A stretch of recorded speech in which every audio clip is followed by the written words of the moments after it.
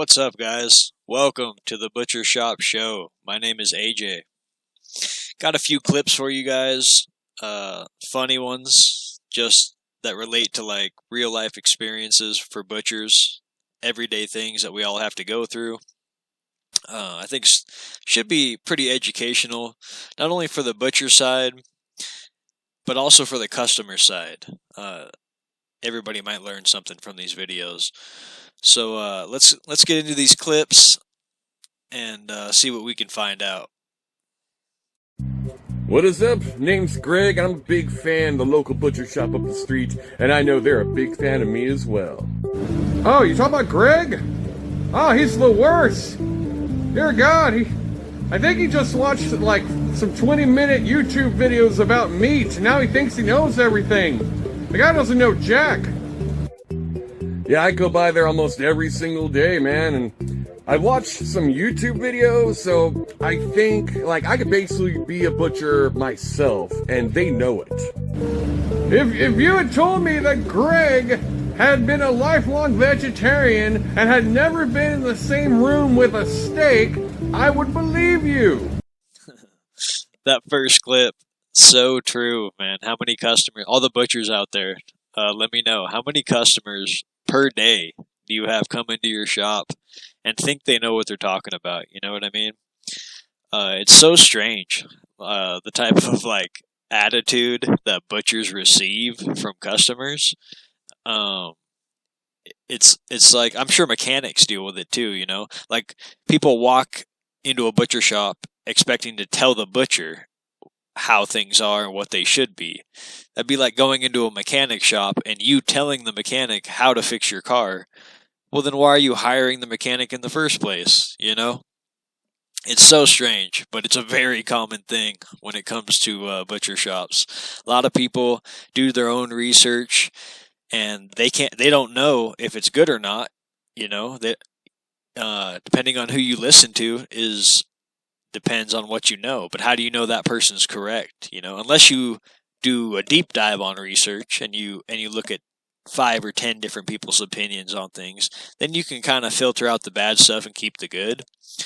But yeah, and also especially with like among men, there's like a bunch of arrogance when it comes to butchering or meat processing, especially hunting, right? There's like a big ego behind all of it.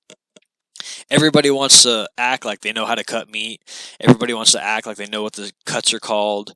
When they bring a 200-pound deer in, they expect to get 200 pounds back, which is the strangest thing I've ever heard. Like, what about all the fat we have to cut off? What about the gunshot wound where all the damage was with the blood clot we have to throw away? What about all the bone that you don't want to keep that we have to throw away? Most animals are like, you're going to lose 40%. You know, no matter what it weighs. That's on the rail. Being on the rail, for those of you that don't know, means it's been dressed, skinned, all that. If you bring an animal that's like still got the hide on, hasn't been eviscerated yet, you know, you literally just dropped it 5 seconds ago, you're going to lose like 55% of that animal. Because the head, the hooves, the hide, the internal organs, all that stuff weighs a lot.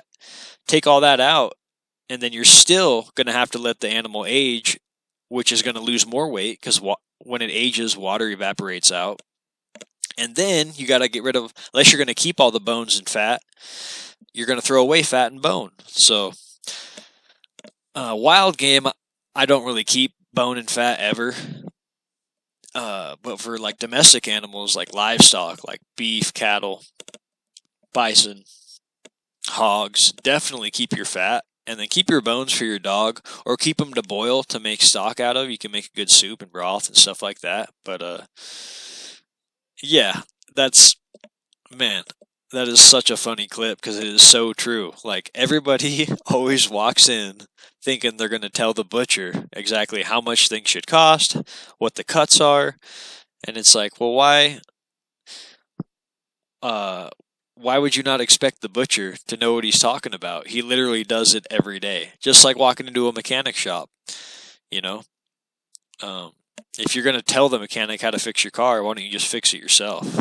You know what I mean? So, I thought that one was super funny. But let's see what else we got for today. Alright, here we have the apprentice in his natural habitat, trying to unwind what we like to call the death adder. With many teeth, tries to bite.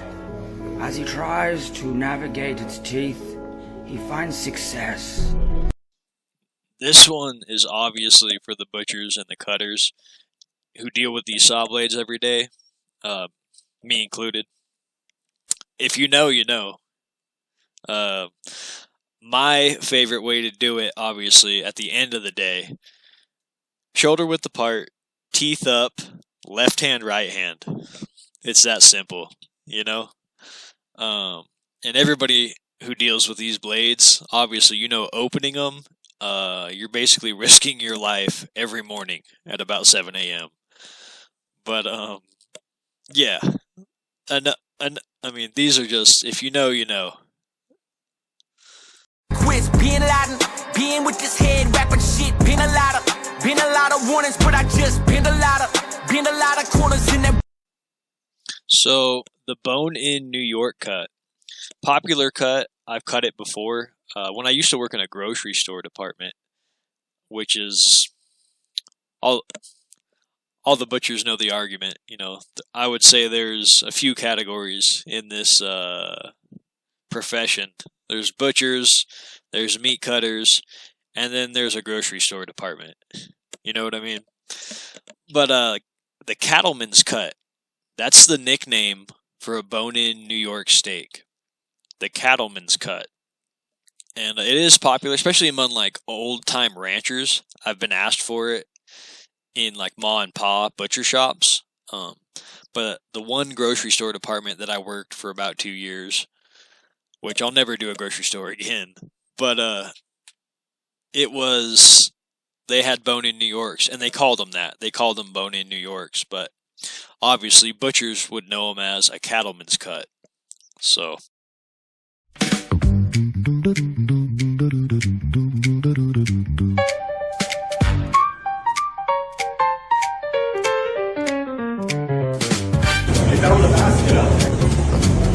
Wow, thank you so much. The guy just walked off with his basket the other day. He's a free tomahawk.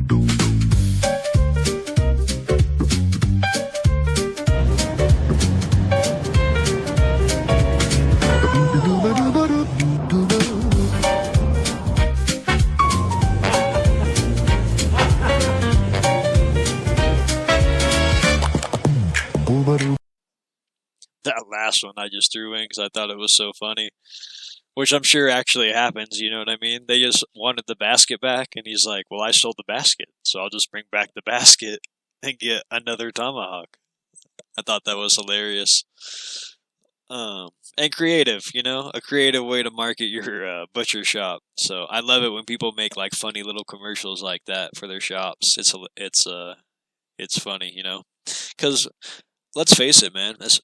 Especially all the butchers watching right now. We work hard every day. When everyone else is outside in the sunshine, we're trapped inside a concrete wall with usually in a refrigerated room, while it's nice and 90 degrees outside and everybody's having fun at the lake.